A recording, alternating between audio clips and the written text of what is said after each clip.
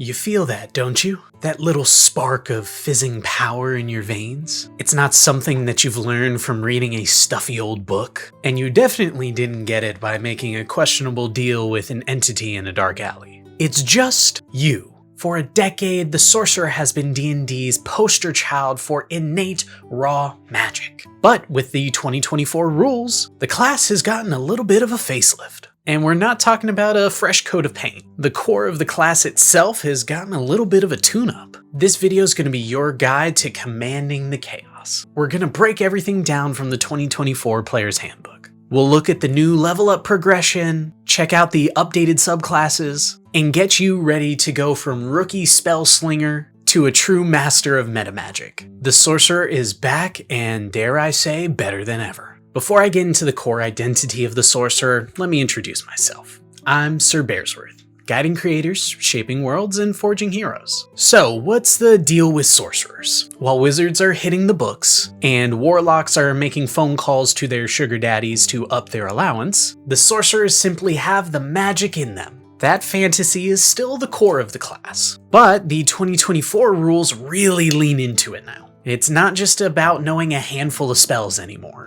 It's about breaking the very rules of how magic is supposed to work.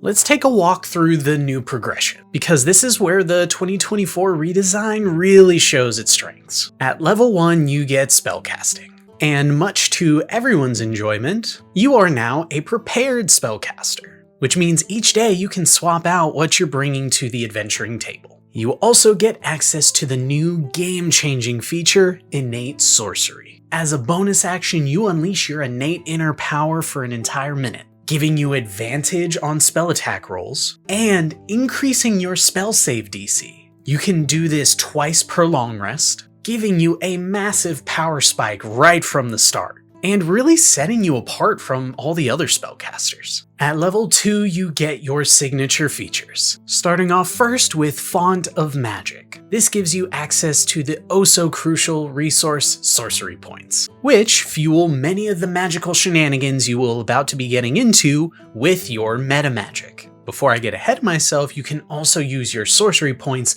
to get spell slots back. As for metamagic, this is what allows you to break the rules of spellcasting.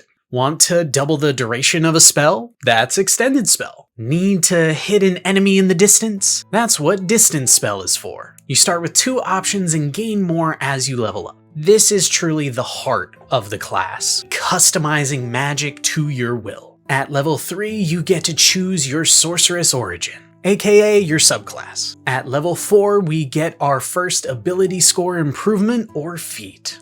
Real quick, I'm gonna burn 2 of my sorcery points to take the spell Subscribe and turn it into a bonus action, allowing you to use your action to hit that like button as well. Corny jokes aside, let's get back to the breakdown. Level 5 gives you Sorceress Restoration. This lets you regain a chunk of your spent sorcery points whenever you take a short rest. It's a great quality of life improvement that allows you to keep the magic flying. At level 7, you get a fantastic upgrade in Sorcery Incarnate. While your innate sorcery is running, you can apply up to 2 metamagics to your spells. And on top of that, if you run out of uses of innate sorcery, you can spend a couple of your sorcery points to get another use. This is where that raw magic really shows itself. Then jumping all the way down the line at level 19, you gain your Epic Boon, which is a powerful high-level feat that allows you to customize your character's ultimate abilities. Finally, at level 20, you achieve Arcane Apotheosis. This incredible capstone lets you use one of your metamagic options without using any sorcery points. All you have to do is have your innate sorcery active, and at this point, it should always be active. You can now consistently shape some of the most powerful spells in the game without even using any resources. At level 3, jumping back to that subclass, we finally get to figure out what makes you tick. And the 2024 Player's Handbook has a lot of really great, updated, and finely tuned options for you to choose from. First up is Aberrant Sorcery. Your magic comes from a far-off place beyond the comprehension of man.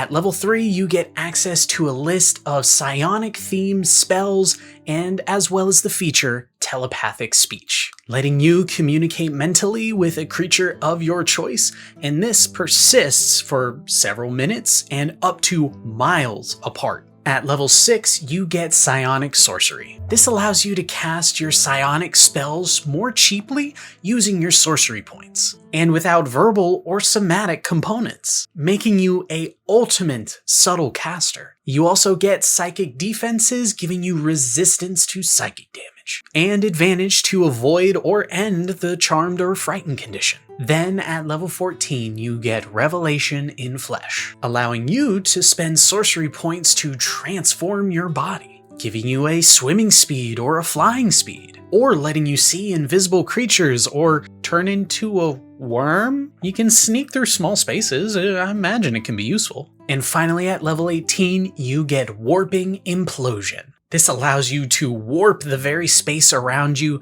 as you teleport to a point within 120 feet of you. Everything that you just left behind now needs to make a strength save or take 3d10 damage. And also if they fail, they all get sucked into that point you just left. This is all perfect for a creepy or mysterious character who fights with their mind. Next, we have Clockwork Sorcery. Your power comes from the plane of absolute order, Mechanus. At level 3, you get a list of spells all centered around order and protection, along with the feature Restore Balance, a reaction that lets you cancel out advantage or disadvantage on a roll. At level 6, you gain Bastion of Law, which lets you create a magical ward to protect yourself or your allies with a number of d8s depending on how many sorcery points you use. At level 14, you unlock Trance of Order. This allows you to enter a state where enemies no longer have advantage on attack rolls against you,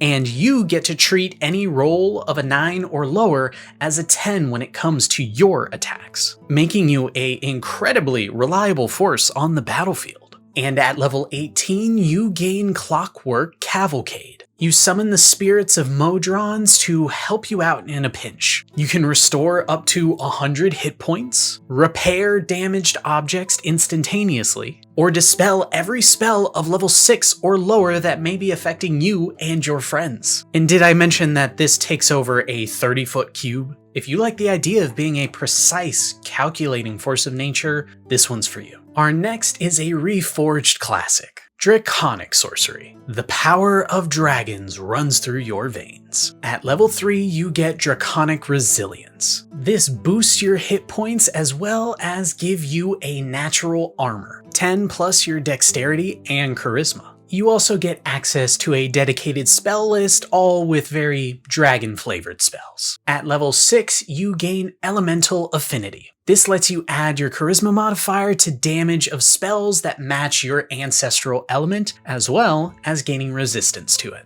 At level 14, you get Dragon Wings. For 1 full hour, you get a 60-foot fly speed as draconic wings sprout from your back. And finally, at level 18, you get Dragon Companion. This just lets you cast the Summon Dragon spell with no material components, and you can cast it for free, and you can modify it to not have to keep concentration, though it does shorten the spell to just a minute, but concentration-less dragons? Sign me up! This new version of the Draconic Sorcerer really makes you a terrifying and fearsome presence on the field. And finally, we have our Agent of Pure Chaos, Wild Magic Sorcery. Your magic is a unpredictable and bubbling mess. At level 3, you gain the iconic Wild Magic Surge. Anytime you cast a sorcerer spell, you gotta roll that d20. And if you get a 20, that means you're going down to the Wild Surge table. It's an entire list of wacky, wild, sometimes helpful, sometimes not so helpful, effects that can happen when you cast your spells. May the odds ever be in your favor.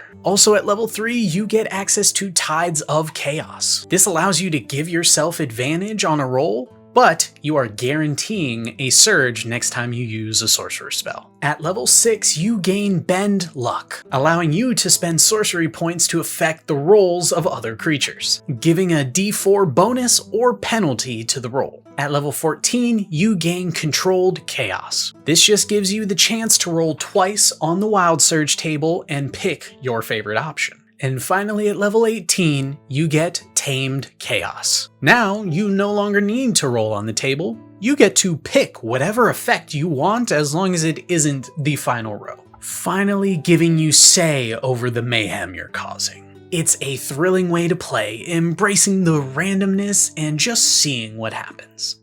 Alright, so you've seen all the features, seen the subclasses, now it's time to figure out how do we build this guy. For Sorcerers, Charisma is your go-to. You want to push this score as high as you can. It runs your spell attacks, your spell save DC, and tons of your class features. Next, we need to decide between Constitution or Dexterity. Constitution, of course, gives more hit points, which you'll definitely need with a D6 hit die, but you also get the benefit of boosting those concentration checks. Though as a sorcerer, you already have proficiency in Constitution saves, so a good one to keep in mind. Dexterity, on the other hand, is definitely going to boost your armor class, get you into the fight quicker, so it really comes down to, do you want to be harder to hit, or stay alive longer if you do get hit? Glancing over at feats, there are a couple of really solid options for the sorcerer. Warcaster is probably going to be one of the best feats you can get for any spellcaster. Getting advantage on Constitution saves to keep up concentration, and combining that with your innate sorcery to just have advantage on your attack rolls, it's a pretty dangerous combo. Depending on your flavor of sorcerer, going either Fey touched or Shadow touched might be a really good option. They're half feats, so you get a +1 to Charisma, plus an extra spell like Misty Step or Invisibility that you get to use for free once a day. You get to boost your main stat and get more utility. Since you're a Charisma caster, I highly recommend Inspiring Leader. This allows you to dish out temporary hit points to the party by giving a rousing speech to them. The 2024 Sorcerer is truly an example of keeping the core of the class while elevating everything else around it. It takes that core fantasy of just being born with magic and turns it up to 11. Truly creating a class that's dynamic, powerful, and a blast to play. Between the tactical choices of meta magic and the 4 unique subclasses, you can truly customize your character to your heart's content. Whether you want to unravel minds, impose perfect order, breathe fire, or just let chaos reign, you'll get the chance to play a character that is truly just overflowing with power. Now go out there and make reality your plaything.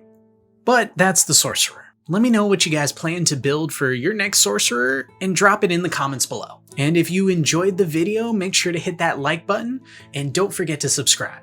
But with that, I've been Sir Bearsworth, guiding creators, shaping worlds, and forging heroes. And I'll see you all at the table. Bye-bye.